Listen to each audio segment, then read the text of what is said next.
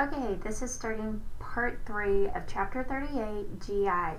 If you look at your blueprint, you will notice that there are quite a bit of questions from the chapter 38, the GI portion. So I want to go back over HIRSCHSPRUNG'S as well and just kind of cover that a little bit more and make sure everyone understands what that is. With HIRSCHSPRUNG'S, it is basically a partial or a complete intestinal obstruction. It has it where the parasympathetic nerve cells that help create peristalsis, which help move the food along the gut, it stopped working in the lower portion of the bowel. And because of that, it narrows and it causes that part above it to become infected. It can be dilated, it can be filled with gas and feces, but it stretches, it becomes large. HIRSCHSPRUNG'S, you think about the abdomen being very large, a megacolon. Because of this inadequate mobility, because it's not going down the intestinal wall, you can have within like the first 24 hours, what you'll notice is that that infant does not pass meconium stool. They just don't have a stool. Eventually you'll start noticing that the abdomen becomes very distended. They might have emesis, they might be vomiting. Older infant just won't gain weight. It's not, the food is not being absorbed. They'll have severe constipation. And as I said, with any GI problem, we are looking at their stool. We want to know what their poop looks like. And so first assessment might be that the newborn isn't able to pass that meconium at all. As we continue to look, and if they do have any kind of stool, often what you will find is that stool is very ribbon-like or pencil thin, really small, in that it can even be very hard pellets. They seem to be constipated. One point that you do need to know with this, and as I always say, check out that nurse who's saying, hey, looky here.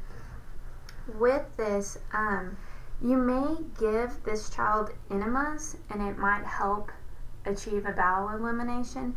However, you never want to give a child a soap sud enema or even tap water. And typically you won't. You'll get an enema kit and it'll have, you know, sodium or something to kind of loosen up that stool and break it and move it through.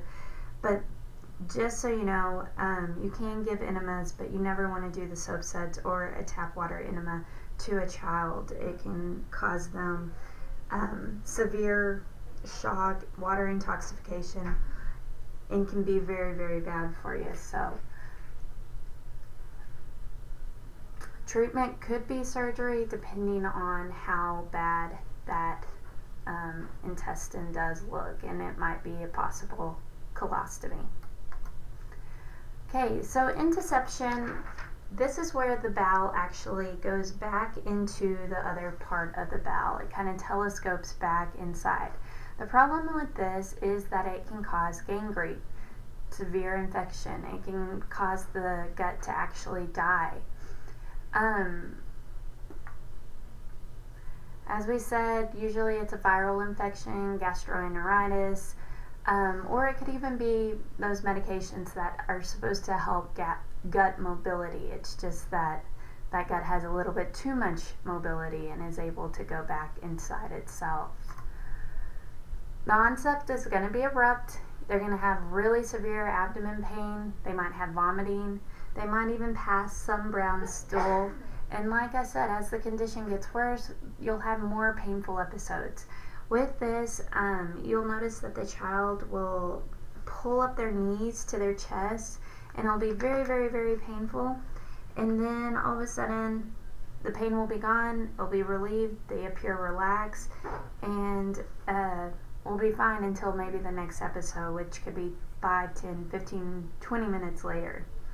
With this, you are going to be watching their stool, and as the condition worsens, you're going to be seeing a current jelly-like stool. It's mucus and blood in the stool. You could have signs of shock, because remember, that gut could die. It could go into gangrene. And so with that, you could have shock, vomiting, and those current jelly-like stools. A contrast enema using barium, air, or water contrast may help to move that bowel back into place.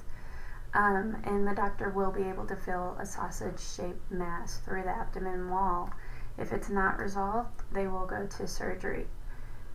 With this nursing management, you're going to maintain and restore fluids and electrolyte balances. You're going to give them IV fluids. You're going to be monitoring for signs of infection and for pain, of course.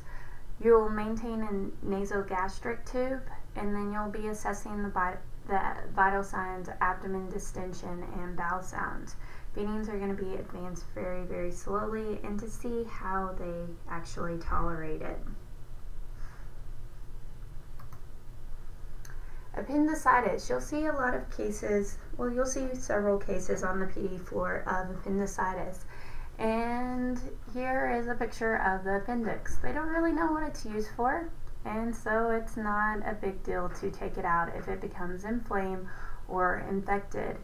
Big thing about this is that we hope that it does not burst open and infect the rest of the abdomen cavity. So most of these cases occur in school-aged children. Assessment is going to be pain and tenderness in that right lower quadrant of the abdomen. Will cause nausea, vomiting, fever, constipation, and many children will come in with a ruptured appendix whenever they're seen. The child has difficulty localizing the pain and may be real irritable, restless, slight fever, flushed face, rapid pulse, and increased white blood cell count. The treatment will be surgery. If it has not ruptured, then they're usually able to go in with about 3 incisions laparoscopically and remove it real simple. It is pretty small, kind of looks like a worm when it comes out, so it's really an easy treatment. Afterwards, of course, you want the patient, you're thinking about pain management, pain control, but you also want to get them up and get them walking. And they will be on antibiotics as well. Okay, intestinal parasites. Okay, pinworms. Clinical manifestations are going to be intense perianal itching, irritability, restlessness, short attention span. In females, the worms can migrate to the vagina and the urethra area and cause infection. Itching intensifies at night when the female comes to the anal opening to lay eggs. Scratching deposits eggs on the hands and under the nails. Most common test for diagnosing is going to be the tape test, and it is simply tape that is firmly pressed up against the child's perianal area. The tape is collected early morning as soon as the child awakens, and the tape is then placed in a plastic bag or glass jar and brought to the physician's office, where they're actually able to see those worms under microscope. There is a treatment, it's called Vermox, and the child and all of the household members should be treated with this. Insulin-dependent diabetes, diabetes type 1, you have studied in lecture 1. Of course, with diabetes type 1, the stomach changes food into glucose, the glucose enters the bloodstream, but where are the insulin to help create that doorway or that passageway into the cells?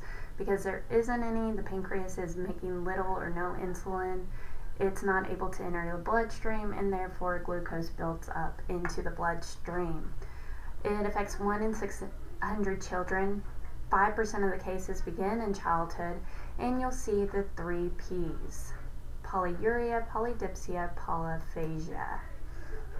And diabetes type 2, stomach changes food into glucose, glucose enters the bloodstream, and the pancreas makes a little bit of insulin. Insulin enters the bloodstream, but the glucose can't get into the cells of the body, and the glucose builds up in the blood vessels. So exercise, diet control, those are the things we try and do. You need to know the signs and symptoms of low blood sugar, hypoglycemia. You need to know the signs and symptoms of hyperglycemia and the treatment for both. Alright, if you have any questions, please email me. Hope you guys have a great day.